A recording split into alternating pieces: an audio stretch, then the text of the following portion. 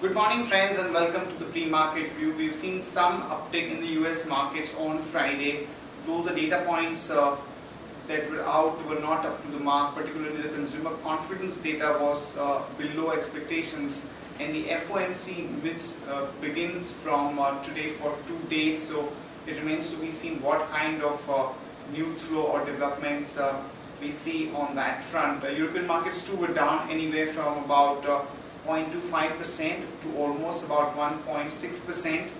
And when we look at the Asian markets today morning, Nikkei is down about 0.62%, even Hang Seng is down about 0.11%, and SGX Nifty is suggesting that we are going to open down about 22 to 25 odd points. In terms of flows on Friday, friends, net figure by the FI which is shown is about 1100 crore, but if you adjust the two deals that took place on Friday, the Hero Motocorp, which was around about 1200 crore, and City Union Bank, which was about 180 crore, if you adjust these two data points, then effectively the FIs were net sellers in the cash market to the tune of about 300 to 400 crore, which does not look too big given the carnage that we had seen on Friday across the board. And the domestic institutions was biased to the tune of about 359 odd crore. On Friday, as I said, there was a carnage in the market, and we had seen major sell-off across the pockets like banks, infrastructure, the mid-cap names, barring maybe to some extent IT and select FMCG pockets like Colgate. Most of the sectors came under heavy selling pressure, mainly because of the weakness in the global markets, the way the crude actually shot up by about a couple of percentage points. And that was a good enough reason for a lot of people to actually book out of the market. So it remains to be seen where do we see some kind of a stability in terms of levels. But overall sense that we are getting is that probably for a couple of days, given the fact that the monsoon progress has not been that great, there could be a bit of subdued movement. On that note, let me invite Sadhana to take us through important F&O cues and ideas that we can have from the F&O side. Good morning friends, let's have a view on derivatives. On Friday, market started the session on flattish to positive note, but after touching an intraday high at around 7680 levels, market turned into a negative terrain as concerns over Iraq and rising oil prices. Markets continue to trade with negative bias for the major part of the day.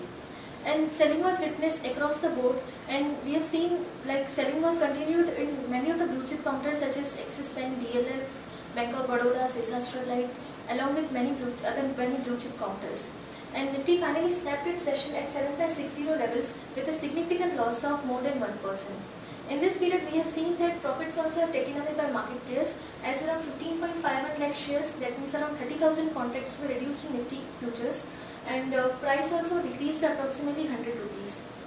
On the other hand, cost of carry increased by approximately 32% from 5.03% to 6.66, and Nifty futures being increased from 14 points to approximately 17.90 odd levels.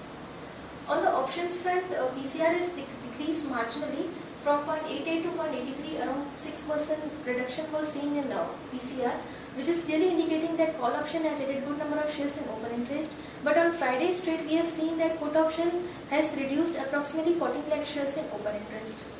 And on Friday's trade, huge volatility was observed. It was increased by approximately 6% from 16.90 to 17.76 odd levels. In the options activity, we have seen that as of now 7,800 stands with highest number of shares in open interest, followed by 7,700. And put option, we have seen a reduction in 7,500 and 7,400 put option, but we have seen that good activity was observed in 7,300 put option, as we have seen around 41 lakhs contracts are available in this strike by 7,300 strike price. There are 3 securities in ban period today, that means no one can take the fresh positions in these 3 stocks. One is Dish TV, second is HDIL, and third is L&T Finance Holding. FIs were net sellers in index futures of 574 crores. They were net buyers of index options of 930 crores. They were net buyers in stock futures of 452 crores, and stock options they were net sellers of 48 odd crores. Friday's CPM stands at 7631. Lower range for the market would be 7500 and higher range would be 7700. Singapore Nifty is down by 24 points, and which is quoting at 7541. So we may see a negative start in Nifty futures today. That's it from derivatives. Thank you. Friends, let me take you through Sharekhan pre-market action report, starting with actionable ideas for today. First of all, some positive news for IDEA, as RBI has allowed FIs to buy up to 49% in IDEA under the PIS scheme. So this is definitely a positive trigger for IDEA. So one can go long there with a sort of 132 and a target of about 140 to about 144. And Bharti Infratel, again some positive news, as the company is looking at buying its parent Bharti's telecom towers in Sri Lanka and Bangladesh, and is also looking at buying the existing towers from companies like Vodafone and Idea. So one can go long on Bharti Infratel with the stop loss of 244 and a target of about 260 to about 268. Here is the watch list for the stocks with positive and negative bias for the day traders.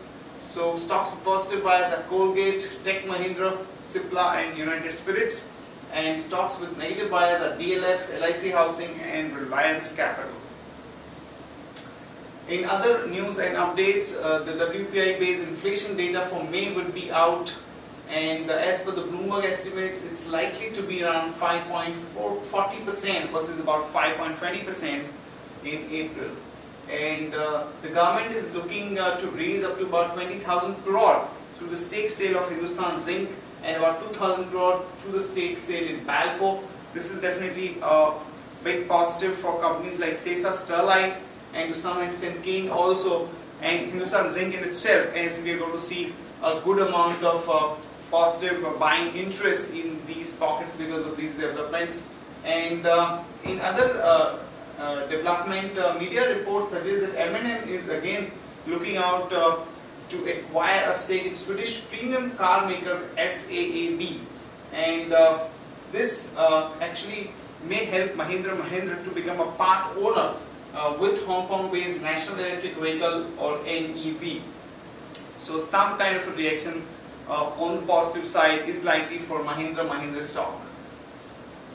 Bombay High Court has allowed MCX to proceed with a postal ballot on a resolution seeking to transfer 26% stake of the promoter FT to an escrow account for divestiture of these shares. So a bit of relief coming in for MCX, and JK Cement has decided to raise up to 300 crore through the issue of securities like NCDs, warrants and QIP.